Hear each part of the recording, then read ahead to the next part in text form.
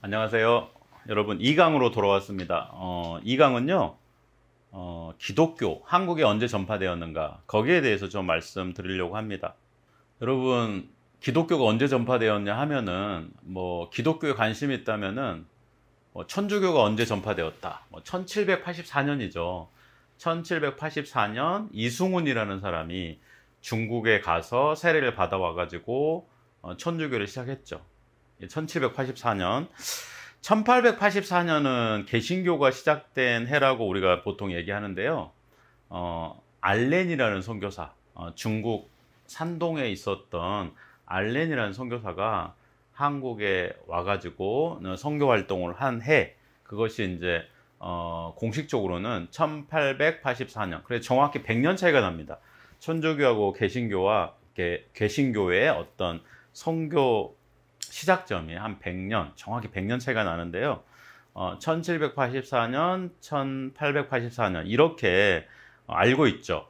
근데 제가 얘기하려고 하는 것, 이번 강의에서 얘기하고 싶은 것은 1784년 전 이야기를 하려고 해요. 3강에서 천주교회가 어떻게 한국에서 시작되었는가 그거를 여러분에게 얘기하겠습니다. 첫 번째는 경교 이야기를 하려고 합니다. 경교 여러분 들어보셨죠? 경교라는 것은 빛의 종교라는 뜻이고요. 세계 교회사에서는 네스토리우스주의라고 그래요. 네스토리우스주의. 네스토리우스는 주교였는데 431년 에베소 공의회에서 이단으로 정죄를 당했죠. 이단 중에 가장 억울한 이단이 있다면은 네스토리우스라는 얘기가 있어요. 그러니까 많은 학자들이 네스토리우스가 정말 이단이었는가 이렇게 이제 고민하는. 그래서 한번 네스토리우스가 너무 지나치게 부정적으로 해석된 것은 아닌가 이렇게 생각하는 학자들도 있거든요. 그런데 네스토리우스가 왜 이단 혐의를 받았냐면 예수님의 인격을 사람이신 인성의 인격, 그리고 신성, 신이신, 신의 인격 이렇게 해가지고 두 가지로 볼 위험성이 있었기 때문에 그래요. 네스토리우스 주장에서 두 가지 인격, 그러니까 두 개 분리된 인격, 즉 인간의 인격과 하나님의 신격을 가졌다는 주장으로 확대될 위험성이 있어서 431년 에베소 공의회에서 이단으로 정죄가 된 것입니다. 그런데 이 네스토리우스주의는요, 로마 제국, 유럽 쪽에서는 선교가 어려웠지만은 동쪽으로 가가지고 시리아, 페르시아 이런 데서 자기의 어떤 세력을 확장했던 거예요. 그리고 선교사를 보내기 시작했고 이 선교사가 중국에까지 이제 가게 된 거죠. 여러분 실제로 중국에는 635년에 그 당시 당나라였거든요. 당나라 때 경교가 알로펜을 단장으로 한 시리아 교회가 보낸 선교단이 635년 중국에 도착을 합니다. 그러니까 중국의 경교가 시작되었다는 것은 의심의 여지가 없어요. 역사적으로 정확히 확인이 된 거죠. 그리고 이 경교의 성장 기록을 보여주는 비석이 발견이 됐어요. 명나라 때 발견이 됐는데 어떤 농부가 우연히 이제 땅을 파다가 그 비석을 발견한 거예요. 그 비석을 우리가 이제 대진경교 유행 중국비라고 하거든요. 대진이라는 거는 로마를 얘기합니다. 경교라는 거는 제가 방금 얘기 드렸죠. 빛의 종교라는 뜻인데 네스토리우스주의를 얘기해요.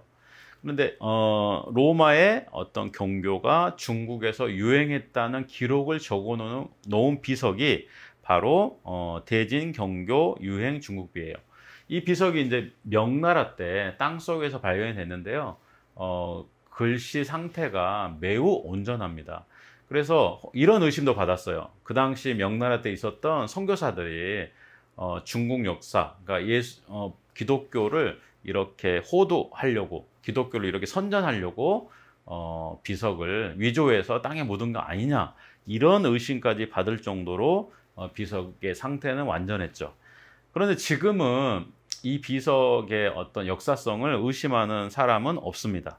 이 비석은요, 정확히 경교의 중국에서 경교가 성장하고 발전했던 것을 보여주는 비석이에요.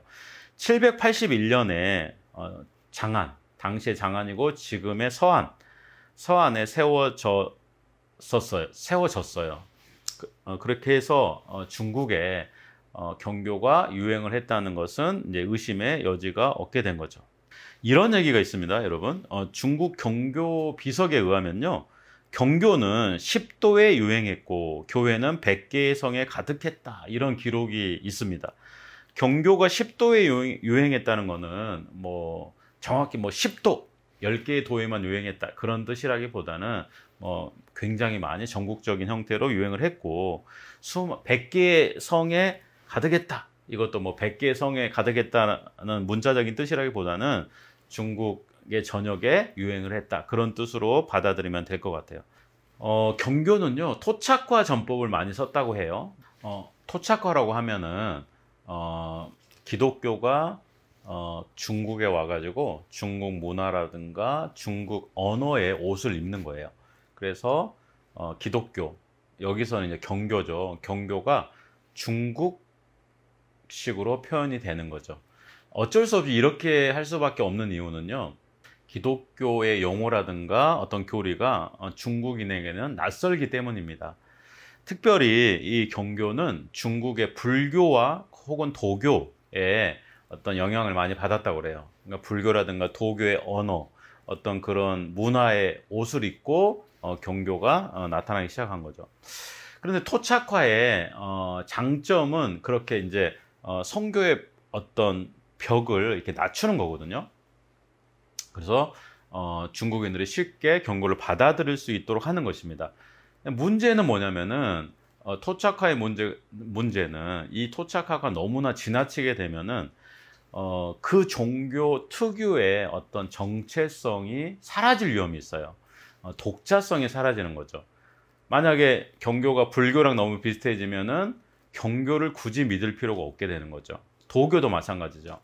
경교는요, 토착화 전법을 썼는데 기독교의 어떤 정체성을, 그리고 중국 사람들이 경교만을 믿어야 된다는 어떤 그런 확실한 믿음을 전해주는 데까지는 좀 실패한 느낌이 들어요. 그 이유는 뭐냐면은 845년에 당나라 무종 때 엄청난 박해가 있었거든요. 이 박해는 불교가 중국에 이렇게 저변을 막 확대를 한 거예요. 근데 중국 사람 입장에서 이 불교라는 거는 인도에서 들어온 외래 종교거든요. 그러니까 외래 종교가 중국 안에서 너무 이렇게 세력을 확장하니까 도교 쪽에 있는 사람들이 반발을 해가지고 해외에서 들어온 종교에 대해서는 박해를 해야 된다는 그런 움직임이 있었던 거예요. 그래서 불교가 이제 가장 큰 타격을 받았고, 외래에서 들어온 종교, 경교, 뭐 마니교, 그 다음에 조로아스터교, 이런 종교도 같이 불교와 함께 이제 타격을 받게 됩니다. 이때 이제 경교도 큰 타격을 받은 거죠. 물론 다른 이유도 있어요. 그 이후에 어떤 다른 역사적인 이유도 있지만은, 이런 845년 당무종 때 일어난 이걸 이제 회창범난이라고 하거든요. 이 회창범난 때 큰 박해를 결국 경교는 이기지 못하게 됩니다. 그렇게 해서 점점 중국에서 경교의 세력은 약화되는 거죠. 자, 여기서 이제 문제가 있어요. 우리나라 입장에서 당시에 중국과 신라가 상당한 교류 관계가 있었거든요. 중국은 당나라, 우리나라는 신라. 물론 남부국 시대로 볼 수도 있습니다. 발해와 신라죠. 그래서 이제 뭐 남부국 시대라고도 볼 수가 있는데, 그 시대에 어쨌든 우리나라와 중국은 굉장한 정치 외교적이고 그런 긴밀한 관계가 있었어요. 그러니까 많은 사람들은 이런 것들을 한번 생각해 보는 거예요. 중국에서 경교가 한국까지 들어온 것은 아니냐. 그리고 이것에 대해서 또 믿음을 가지고 연구를 했던 사람들도 있습니다. 예를 들면은 이런 주장은요, 영국의 여성 고고학자인 고든, 그리고 한국의 교회 사학자인 김양선, 제일사학자인 오윤태, 이런 분들이 이제 이걸 이제 경교 전례설이라고 하거든요. 경교가 한국에 들어왔다는 주장을 입증하려고 이렇게 많은 노력을 했던 거죠. 특별히 김양선 목사님이신데 이제 교회 사학자이십니다. 이분에 대해서 좀 말씀을 드릴게요. 이분은 경교가 한국에 들어왔다는 증거를 모으기 시작한 거예요. 그래서 예를 들면은 돌 십자가 아니면은 마리아상 이런 것들을 이제 경주에서 발견을 했다고 그래요. 왜냐면은 중국에서도요, 경교가 불교나 도교와 이렇게 전맥을 많이 했었잖아요. 그러니까 우리나라에서도 불교와 전맥된 거 아니냐, 이제 그런 생각을 하게 된 거죠. 그래서 경교 십자가라든가 마리아상 이런 것들을 발굴해 가지고 경교가 한국에 들어왔다고 이제 김양선 목사님은 주장을 하게 된 겁니다. 그리고 이 주장을 지금 이제 숭실대 기독교 역사 박물관에서 그 유물을 보관하고 있고, 이런 주장들을 이제 계승해 가고 있는 것이죠. 여러분, 경교가요, 한국에 당시에 들어왔다고 한다면은 기독교 전래 역사를 1000년을 앞당길 수가 있어요. 그러니까 우리 한국 기독교사를 연구한 사람 입장에서 경교가 들어왔다는 것은 매우 관심을 가질 만한 주장이죠. 그리고 경교 유물까지 발견이 됐으니 이거는 분명한 역사적 사실이 아니냐, 이렇게도 이야기할 수 있을 겁니다. 그런데 문제는 뭐냐면은 그 유물이 정말 경교 유물이냐, 이렇게 확증할 만한 근거가 없는 거예요. 이게 불교 유물일 수도 있고, 아니면 다른 뭐 문화재일 수도 있고, 경교랑 전혀 상관없는 문화재일 수도 있거든요. 그리고 더 중요한 것은 뭐냐면요, 경교가 한국에 들어왔다는 역사 기록이 전혀 없어요. 그러니까 역사 기록이 있다면은 이런 유물들이 경교 유물로도 해석되기에 상당히 유리할 텐데 역사적 기록이 전혀 없다, 이런 것입니다. 그리고 또 제가 말씀드리고 싶은 게 있어요. 만약에 이거는 이제 저는 그렇게는 믿지는 않지만은, 만약에 그 돌 십자가라든가 그 마리아상이 실제로 경교 유물이라 하더라도 그러면 한국에는 경교가 들어온 곳이냐, 이렇게 얘기할 수 있느냐는 이제 문제 제기인데요. 저는 이런 걸 말씀드리고 싶은 거예요. 종교라는 거는 명확하게 전달하는 쪽의 입장, 그리고 그 종교를 수용하는 쪽의 입장에 어떤 신앙이라는 것, 어떤 문화라는 것이 중요한 역할을 한다는 거죠. 그런데 실제로 돌 십자가라든가 마리아상이 뭐 경교 유물이라 하더라도 그것이 경교가 한국에서 어떤 신앙이 시작되었다, 혹은 문화가 꽃을 피웠다라고 말할 수 있는 증거는 아니라는 거죠. 예를 들면은 뭐 재미있는 예화를 들면은 신라에서 중국으로 유학 갔던 사람이 중국에서 어떤 그런 마리아상을 가져올 수도 있잖아요. 그런데 이제 이 마리아상은 실제 마리아상인지도 알 수가 없습니다. 많은 견해는 불상이라고 보는 견해가 많아요.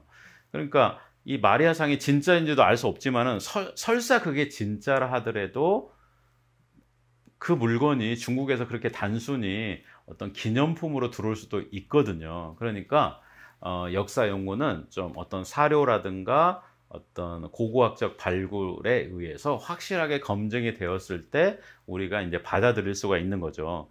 지적 호기심은 충분히 가질 수가 있습니다. 그리고 저도 기독교 역사 연구를, 기독교사를 1000년을 앞당기면은 반대할 이유가 없죠. 문제는 우리가 시기만을 앞당긴다는 것이 뭐 어떤 의미가 있겠는가, 별로 중요하지 않다. 더 중요한 것은 엄밀하게 역사를 연구하는 것이다. 그리고 기독교 문화가 꽃을 피우고 어떤 신앙이 시작되었다는 것은 단순한 유물보다는 어떤 신앙이 꽃을 피웠고 진짜 우리 한국 안에 기독교인들이 생겼고, 이런 증거가 있는 것이 더 중요하지 않을까 생각합니다. 그래서 저는 경교 유입설에 대해서는 호기심을 가질 수 있으나 우리가 받아들일 수는 없다, 이렇게 생각하고 있어요. 물론 나중에 정말 확실한 증거가 발견이 된다면은 우리가 그것을 거부할 이유는 없겠죠. 두 번째 좀 말씀드리고 싶은 것이요, 임진왜란 때 천주교가 들어왔다, 이런 또 설이 있습니다. 여러분, 기독교, 천주교로 얘기를 하면은 보통은 문화가요, 중국을 거쳐서 우리나라에 들어오고 또 우리나라를 거쳐서 일본으로 들어가는 경우가 많았잖아요. 그런데 천주교는 아닙니다. 천주교는요, 중국에 들어왔고, 그 다음에 물론 중국에서 이제 일본으로 전파된 것은 아니지만은 그 예수회를 세웠던 인물 중에 하베르라는 유명한 선교사가 있어요. 근데 이 예수회가 종교 개혁에 대항한 가톨릭의 수도 단체거든요. 그런데 이 예수회는 교육과 해외 선교를 굉장히 강조했어요. 그래서 종교 개혁 때 이미 가톨릭 교회는 선교를 시작합니다.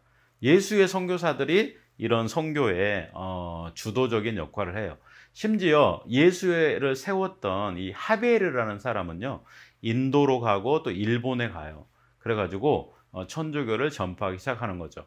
하베르는 일본에서 중국으로 또 선교를 가고 싶어 해요. 가는 도중에 이제 사망하게 되는 어떤 전설적인 인물입니다. 굉장히 중요한 인물이라는 뜻입니다. 근데 일본은 어떤 일이 있었느냐, 이 하비에르가 천주교를 전파한 이후에 일본에는 유래를 찾을 수 없을 정도로 천주교인들이 많이 늘어나요. 그 이유는 뭐냐면은 당시 일본이요, 봉건 체제, 그러니까 영주가 종교를 믿으면은 그 밑에 있었던 신하라든가 백성들도 그 영주의 종교를 받아들이는 그런 문화였어요. 그러니까 당시에 일본의 많은 영주들이 천주교를 받아들이니 일반 백성들도 천주교를 받아들이게 된 거죠. 그래서 20만 명까지 천주교 신자가 늘어났다고 합니다. 그러면 우리나라에 왜 임진왜란 때 천주교가 들어왔느냐라는 그런 주장들이 제기가 됐느냐, 그건 이거예요.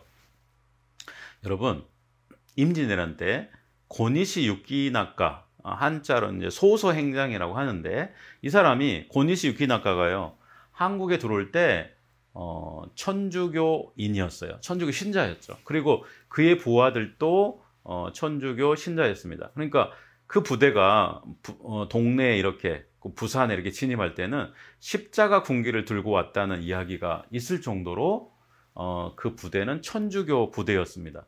그러니까 이제 천주교인들로 구성된 일본 침략군이었던 거예요. 그런데 이 사람들도 매주 미사를 드려야 되잖아요. 근데 미사를 집전할 수 있는 신부가 필요했던 거예요. 그래서 일본에 편지를 보내가지고 신부를 보내달라고 요청을 하게 된 거죠. 그래서 세스페데스라는 신부가 임진왜란 도중에 이제 들어오게 되는 겁니다. 그래가지고 미사를 집전하는 거예요. 그런데 이제 한국인에게 미사를 집전했고, 한국인 중에서 신자가 생겼다는, 곧 이제 세스페데스를 통해서 신자가 생겼다는 근거는 아직까지 발견되지 않고 있습니다. 그런데 예수의 신부 중에 한 분인 이 메디나라는 사람이 강력하게 주장을 한 거예요.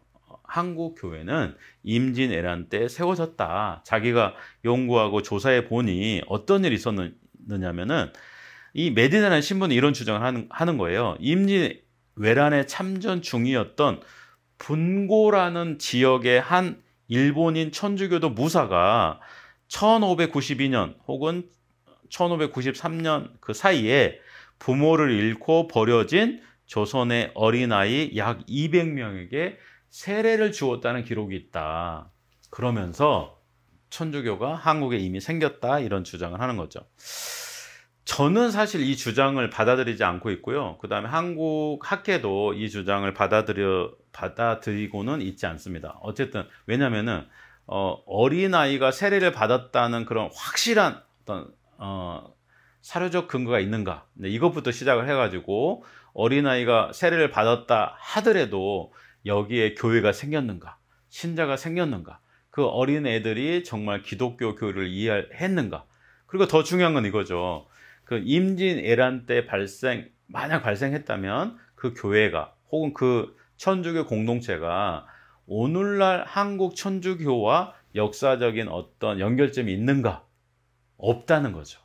오늘날 한국 천주교의 어떤 연결점을 계속 추적하다 보면은요, 임진왜란 때 거기까지 가는 게 아니고 1784년 이승훈까지 가는 거예요. 그래서 오늘날 한국 천주교회는 1784년 이승훈의 그 천주교 시작을 그 시작점으로 보고 있는 거죠. 어쨌든 이 메디나 신부가 임진왜란 때 천주교가 시작됐다는 주장을 이제 했던 겁니다. 여러분, 이거는 근데 분명히 알아두세요. 한국에서 당시 조선이죠. 수많은 포로가 일본으로 갔습니다. 잡혀간 거죠, 포로로. 그런데 그 일본에는 선교사들이 있었거든요. 천주교 선교사들이. 그 천주교 선교사들이 포로를 많이 개종시켰어요. 한 7,000명이 일본에서 개종했다는 이야기가 있어요. 조선인 천주교인들이 나타난 거죠. 그 사람들은 나중에 일본에서 순교하기도 합니다. 그리고 전쟁이 끝난 다음에 또 많은 사람들이 한국으로 돌아와요. 그런데 이 한국으로 돌아온 사람들이 천주교 신앙을 계속 유지했겠느냐, 그런 기록이라든가 근거는 없어요. 이제 저는 개인적으로 엄격한 그런 성리학적 사회에서 천주교 신앙을 유지하기는 어려웠을 것이다, 그렇게 생각하고 있습니다. 이 강의를 정리하면서 여러분에게 조금 더 말씀드릴게요. 천주교회가 언제 시작됐는가, 넓은 맥락에서 보면은 기독교가 언제 시작됐는가, 1784년 천주교회가 시작됐고 1884년 개신교회가 시작됐다는 것이 통설이거든요. 그러니까 정설이라는 것은 정해진 학설이다. 통설이라는 것은 많이 통용되고 있는 학설이다, 그런 뜻이에요. 통설은 그렇습니다. 그런데 일부에서는 남부국 시대, 한국의 남북국, 발해와 신라가 있었던 그런 남북국 시대에 긴밀한 한중 관계를 갖고 있었던 시대였기 때문에 중국에 있었던 종교가 한국에 들어왔다고 얘기하는 학자들이 있다는 거죠. 저는 그런데 역사적 근거가 부족하다. 특별히 그 유물, 경교 유물이라고 말하는 그 유물조차도 불교 유물로 해석되는 경우가 많이 있다. 그래서 역사적 사실로 받아들이기 어렵다. 두 번째는 이제 그 임진왜란 때 과연 천주교가 시작이 됐는가? 예수의 메디나 신부라는 사람은 자신의 연구를 통해서 세례받은 어린아이들이 있었다. 그러니까 그거를 한국 천주교의 시작으로 볼 수 있다, 이렇게 이제 주장을 했던 거죠. 그런데 그 사료의 어떤 정확성, 그런 것도 문제가 있을 수가 있고, 그 다음에 그 어린애들이 세례를 받았다 하더라도 그들이 어떤 신앙생활을 할 수 있었겠는가, 그리고 그 신앙이 계속 유지되어 수 있었겠는가, 여기에 대해서 의심이 많은 것이죠. 그리고 그렇지만은 한국에 천주교인이 있었던 것은 분명해요. 그럼 왜 그러냐면은 일본의 포로로 잡혀갔던 수많은 사람들 중에 한 7,000명이 천주교로 개종했다는 것은 역사적 사실로 받아들여지고 있어요. 그리고 그 중에 일부는 한국에 다시 들어왔어요. 문제는 이거죠. 들어온 사람들이 과연 천주교 신앙을 계속 유지할 수 있었겠느냐. 엄격한 성리학적 사회에서, 그리고 또 일본에서 포로로 있다가 왔기 때문에 굉장히 사회생활에 어려움이 많았을 겁니다. 그래서 천주교 신앙을 계속 유지하기는 어려웠을 거예요. 그래서 저는 1784년 전에는 한국의 천주교가 시작되었다는 것은 역사적 사실로 이제 받아들이기는 어렵다. 다음 상강에서 이제 제가 말씀드릴 1784년 어떻게 한국 천주교회가 시작됐는가, 그 부분은 매우 중요한 역사적 사실이고요, 통설로 인정되고 있습니다. 그리고 1784년 이승훈으로 시작된 한국 천주교회가 오늘날까지도 역사적 맥이 전혀 끊임없이 이어지고 있기 때문에 이 부분은 상당히 중요합니다. 여러분, 다음 시간에 한국 천주교회가 한국에 어떻게 전해졌고, 그리고 어떤 발전, 그리고 어떤 박해를 받았는지, 그리고 또 어떤 논란과 문제점이 있었는지에 대해서 한번 살펴보도록 하겠습니다. 감사합니다.